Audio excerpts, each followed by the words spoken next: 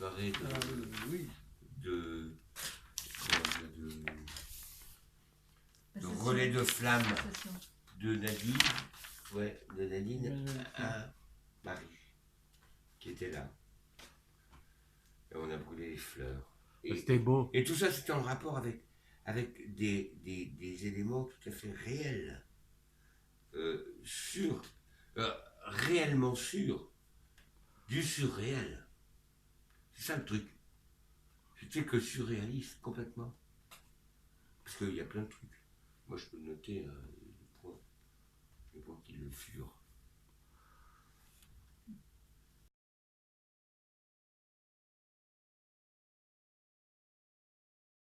Pudeur, que les gorges susurrent, l'antinomie obscène, cortège des alcôves, littérature bégayée, des réduits où l'inaudible dire échoue dans la salive, la niaiserie provocante, la poésie enchaînée des amants dans la conscience émerveillée, la honte à pageur et les râles en cascade, le leitmotiv d'une extase messianique, le chant rauque et la tierce stridente, la lune écarlate dans la lucarne en feu.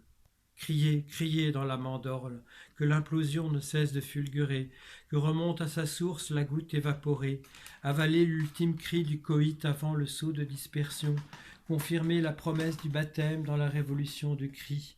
À la bouche, spirale, fait un nœud d'intrusion.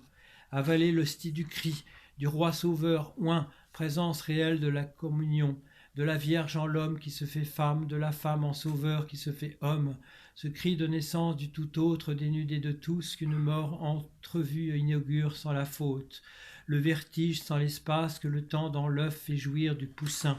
Deus orgasmus, Deus simplissimus, Dieu ne parle pas et il crie, dans le plus effaré des silences de l'amande, où les craquements du bois ne s'entendent plus, quand la sève du monde ne monte plus dans la rue désertée, quand un brouillard scelle les yeux, quand les narines se bouchent, quand les membres démeublés de l'usage, démeublés de l'esprit antémortem, antépénultième gravitent, là où la mort est un jeu de quilles, un rire des dieux, la semence, la déraison de l'éternité, l'œuf, la tente envolée du cosmos.